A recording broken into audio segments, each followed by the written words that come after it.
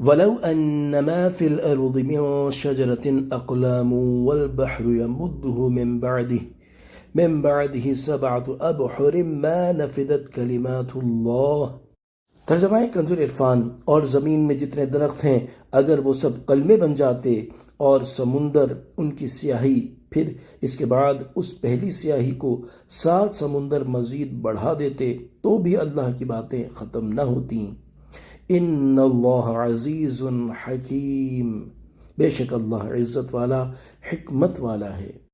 تفسیر صراط الجنان۔ اس آیت میں اللہ تعالیٰ نے ایک مثال کے ذریعے اپنی عظمت کا بیان فرمایا ہے، اور وہ یہ ہے کہ اگر ساری زمین میں موجود درختوں کی قلمیں بنا دی جائیں جو کھربوں سے بھی کھربوں گنا زیادہ ہوں گی، اور لکھنے کے لیے سمندر بلکہ 7 سمندروں کو سیاہی بنایا جائے، اور ان قلموں اور سیاہی کے ذریعے اللہ تعالیٰ کی عظمت مثلا علم، قدرت، صفات کو لکھا جائے تو سارے قلم اور سمندر ختم ہو جائیں لیکن عظمت الہی کے کلمات ختم نہ ہوں، کیونکہ سمندر 7 ہوں یا کروڑوں جتنے بھی ہوں بہرحال وہ محدود ہیں اور ان کی کوئی نہ کوئی انتہا ہے، جبکہ اللہ تعالیٰ کی عظمت کی کوئی انتہا نہیں، تو متناہی چیز غیر متناہی کا احاطہ کر ہی نہیں سکتی۔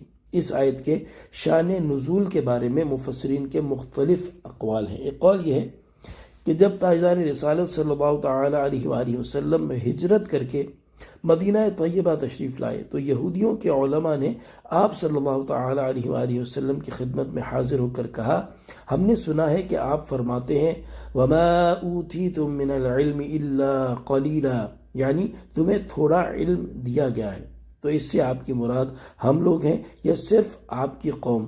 ارشاد فرمایا سب مراد ہیں۔ انہوں نے کہا کیا آپ کی کتاب میں یہ نہیں کہ ہمیں توریت دی گئی ہے اور اس میں ہر چیز کا علم ہے؟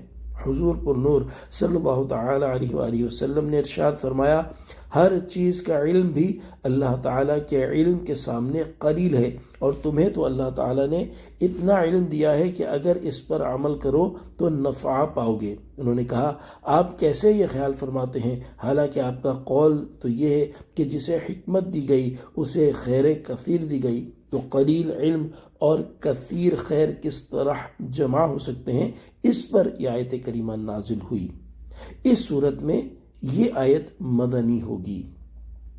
صلو علی الحبیب صلی اللہ تعالی علی محمد صلی اللہ تعالی علیہ وآلہ وسلم۔